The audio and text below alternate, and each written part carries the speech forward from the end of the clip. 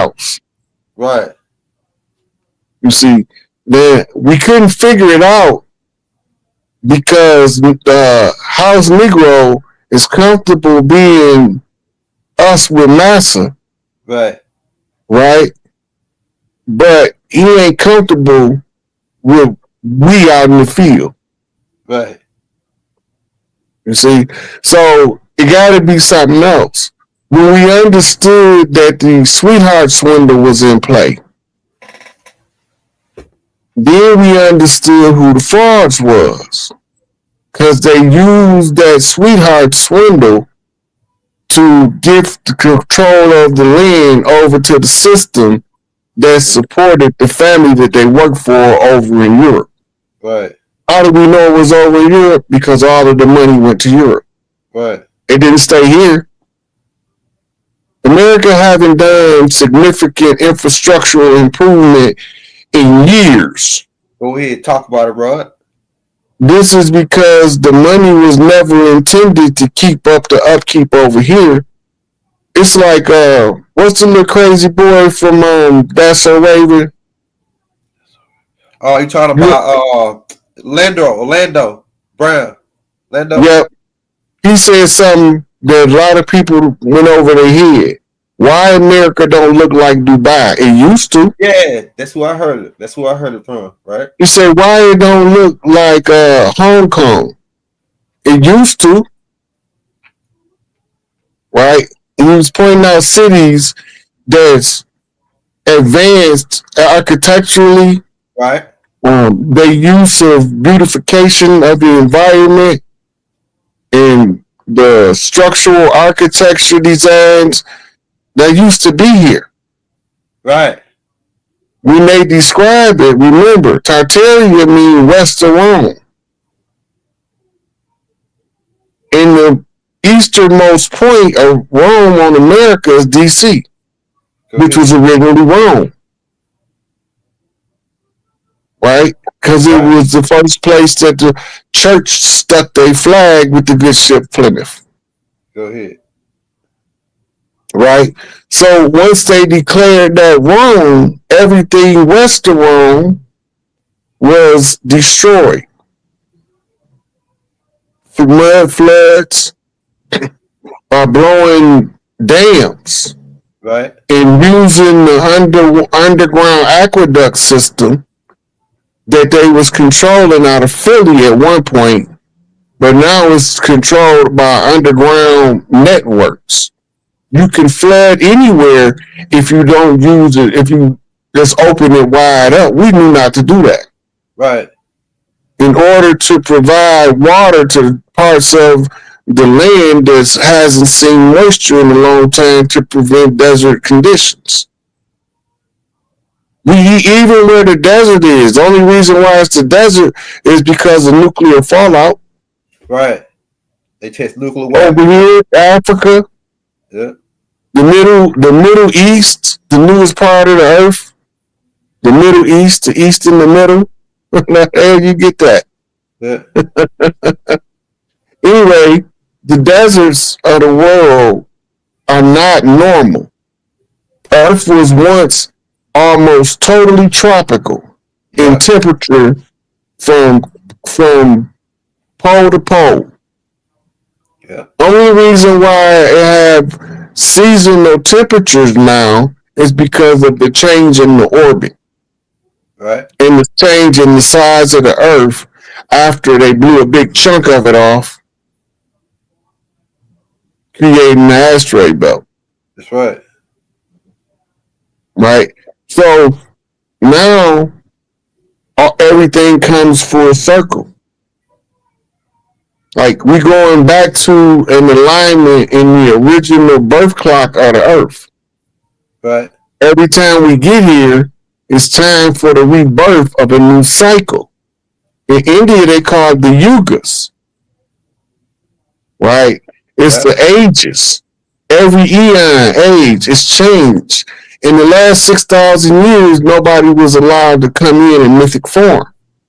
Right. That was part of the 26,000 year cycle. That's when the so-called devil got the reign to rule. had to fight this war on Earth because it was cast to the Earth. So the war got to be fought on Earth. So the angels and the demons got to look alike. Right. Yep. So the only way you're going to be able to tell them is by character and disposition and motive. What they feed off of. Some people feed off other people's suffering. Devil. Right. Don't make them bad. It just make them the devil, the enemy, the adversary, the opponent. Right. Now you got two options with that devil. You're going to either convert that devil to an angel or you're going to get away from him because if you stick around too long, you're going to cause your downfall. I'll make you a devil. The devil, I'll turn you into a devil, man. That's his main option, main goal. He want to make, because look, it say that in the beginning, it says that he going to make evil look fair seeming, or it says that the devil wait at the door. Doc used to teach on that, about how the devil stole the parties, he invite you, and then once he get you there, get you going, you start throwing the parties, then you become the devil. You become the one. You know what I'm saying? That's how he works, man. You know? Let's roll that other clip so we can come. Isn't it really? When we at war, he can't leave office. Okay. If you can't have a valid election during wartime, you got to resolve the war first. Right. So you don't need to put your hand on the Bible to recite your oath. Right. Right. You stand there and you recite the oath. That's what you originally said you came to do. Remember, he was recruited by the military in order to lead the operation for the public perception. Right. Central casting. They are actors. You know who Trump remind me of? You remember the movie Frank Lucas? You know that white boy that was after Frank Lucas, the main guy that was after Frank Lucas. Like he played dirty. He knew the way he plays. Like he's like, yeah, I know I played dirty to did things to catch you, but you take a bad guy to catch bad guys. It's kind of like that. Like you take a guy that know what they know to catch them. Like Trump know all their hangouts. He was at their parties. He know about Einstein, right? He know all they moves. So it's like, yeah, he was the best card to play because hey, I know they hang out here. I know they underground stores. I know how they rig it. Remember, you told us on the last, I think it was about two shows ago. You said that Hillary Clinton said something to Trump, and then Trump said, "Yeah, I know it's rigged because I use it." The system. Yeah, he's talking about the system. He's talking about the system and the tax laws. Yeah. Right. Yeah. And not only that, you gotta remember, Trump, the first one who reported Jeffrey Epstein to the FBI. Mm. If he was doing dirt with Epstein, why would he be the first one to report it? Yes. Epstein is not on their radar until Trump complained about him taking little girls from Mar-a-Lago. Yeah. And then they made him go undercover and get all the information he could.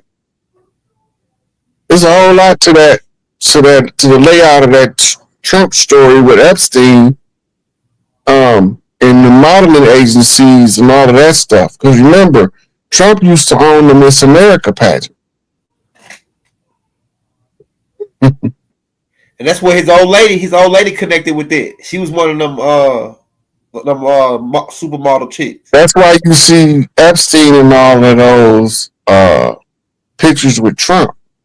He was using his Epstein connection to hook him up with the modeling agency that overseen her. Then he paid for them not to molest her. He didn't want her molested, but then he told her, learn everything you can. Yeah. That's why she know all their signals. She know all their business. But they wasn't allowed to touch her because Trump paid a lot of money. So do you think that the 9/11 thing gonna come back up? Because we know that was an inside job. We know that they named in that paperwork that Trump got about. I know 9/11 in there. That was That's like one of the calendars. They already released those files. Yeah, they did. They still released the files, and they accused in the files say that it was George Bush, Dick Cheney, and one more guy, Donald Rumsfeld. Yeah, it was a They was the ones who was following out the old man Bush orders. Remember, the real reason they went in Iraq is because Saddam Hussein had a hit on the old man Bush. That's why they went in Iraq. It had nothing to do with 9/11. 9/11 was what they call a prelude to war. Yeah. You have to cause a condition to get the people to support you going to war. Yeah. 9/11 was the condition they created. That's crazy. That's crazy. Let's roll that next one. We got a couple more. Man, go ahead. That one was explaining what I was telling you about the changing of the Federal Reserve monetary system, the BRICS dollars, damning the dollar back home, because it's no longer accepted in BRICS nations as a reserve currency. Right? So all that was telling you the banking side and the history tied to it, that the banking systems was being used to siphon the wealth of the nation, of the people, and the people never seen any benefits of the wealth they generated. Right. And this is why our major cities look so blighted, because the wealth has been strangled out of them by foreign interests. The foreign interests they the reason we have a perpetual Congress.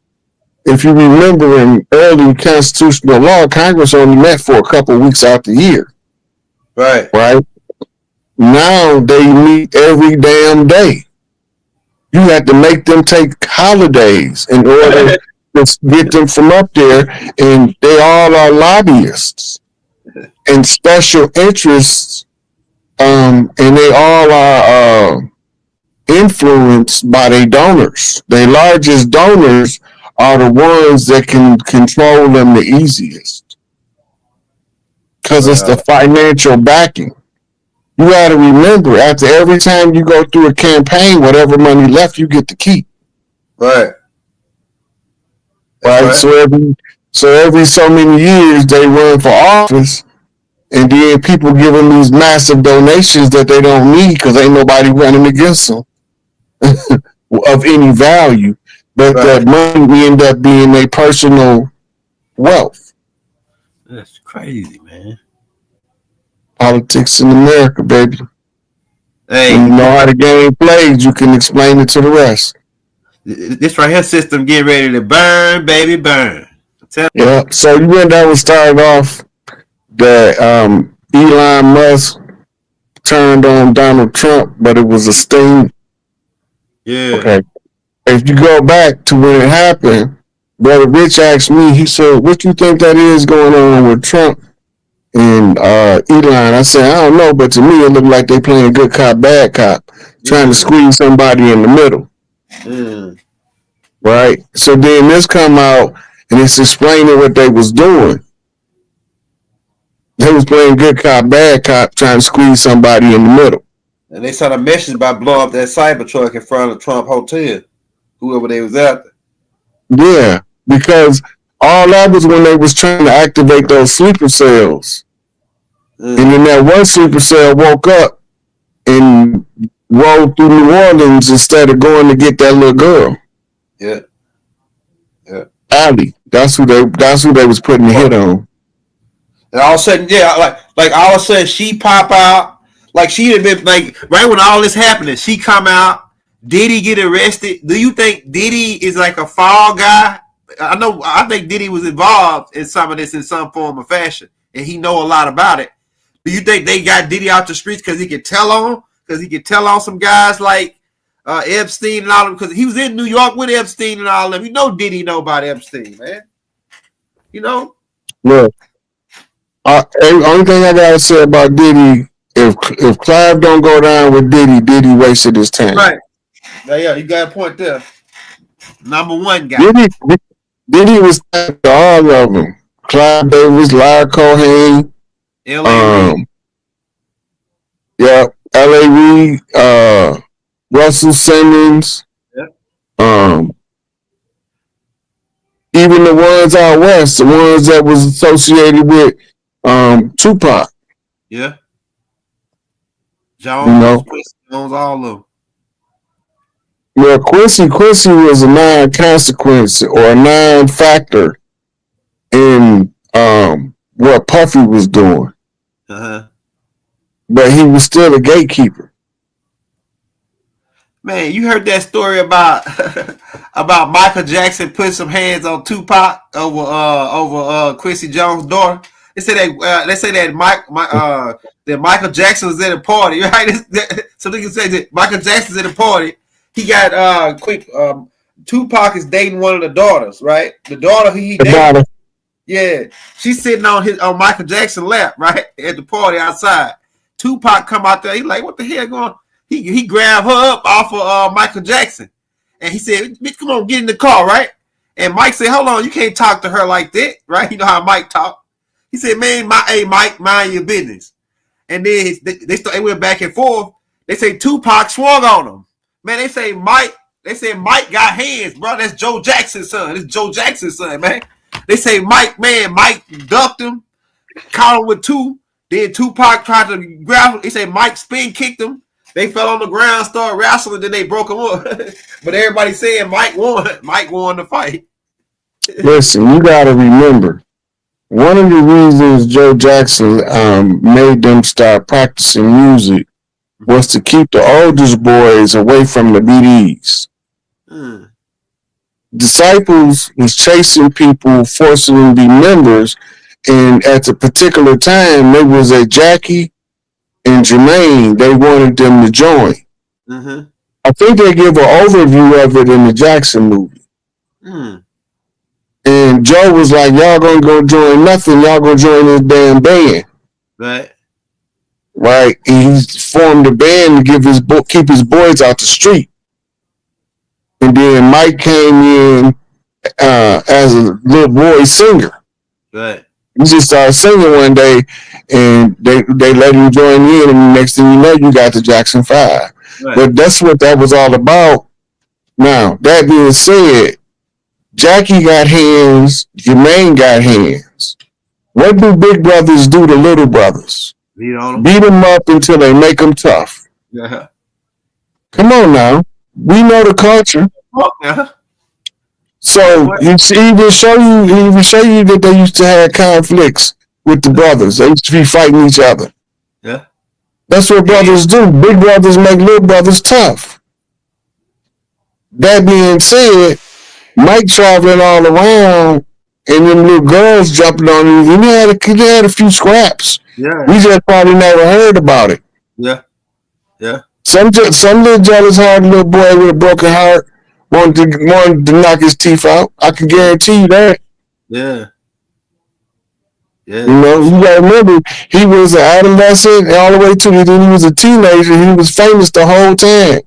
So he had to eventually start hiring bodyguards. Oh, Purple Passion got hands too. Oh yeah. Yeah, a lot of people. Prince. Oh yeah, I heard stories about Prince put some hands on some guys, slapping a couple guys. He'll whip your ass with them stacks on. I heard about him slapping a couple guys up too. I was like, what? Prince slapping guys? They don't take the purple passion to be his motherfucking definition. That ain't all he was. He was using that to sell music and to be an artist. His dress style and his music ain't had nothing to do with his manhood. Right. He dressed like a vampire to me, like from the medieval times, you know. All that fluffy. That's European. That's European dress. Yeah. You call it French style. The French. Yeah. With the fluffy fiffies and the fluffy wrist, that was the French. Yeah. Man, you know something? They said P. Diddy used to slap guys up. and rough him up. But P. Diddy got some hands. I heard stories about him roughing guys up for real. He got in a couple of fights Suge Knight. What did you talk about? When Wolf got killed in Atlanta, him and Suge had got into a fight. What? Right before that happened. That's crazy, man. Suge was trying to, big brotherly, rough him up. He wasn't buying it. Then another time, Suge went into a dressing room where he was at, shut the door, said don't nobody come in, and they was moving furniture in that mug. Nobody know who were, but Puffy ain't no punk on that level. Yeah, well, I heard Puffy got some hands too. Yeah, hey. You can't grow up where most of us grow up and don't know how to fight. Right. You might not be the best, but somebody got to have some real good hands to beat you. Right. Especially when you one of them ones that stay to yourself and don't have no pack of niggas with you. Yeah. Right? And then they think, oh, he a lone wolf. I can whoop him. I got my boys with me, and sometimes him and his boys get whooped. Yeah. There's been times where I heard that they said that Tupac was rowdy, right? And they said they had came in contact with Nas. And they said that Snoop Dogg said that, man, Nas had about, like, he used to roll with the Supreme crew. You know, them guys were real killers, man. Them guys, the Supreme guys, the 5% Supreme guys. They said that Tupac was acting all crunk, but Snoop Dogg said he had noticed like 3-4 guys with their hand in their coat. They were with Nas. He said, hey, they were about to get off on them. Tupac was trying to get off on Nas, but they were about to get off on them. He said he told Tupac to chill, man. It's no chill. It's something going on right now. Nas said Snoop blew that all out of proportion. Oh, Nas said it wasn't like that, huh? He said Snoop blew that all out of proportion. He exaggerated it. Okay. He said they did meet up, but they wasn't hostile with each other out the gate. Yeah. They both felt they needed to have a conversation, and they, had to get their soldiers to stand down so they could have a conversation, and they had one. Right. That makes sense. I said that's all happened. They had a conversation. Now I was going to say go into no details about what they really talked about. But that was right after he did the Death Row East announcement. Mm-hmm. That's when it happened. Right after that. Yeah.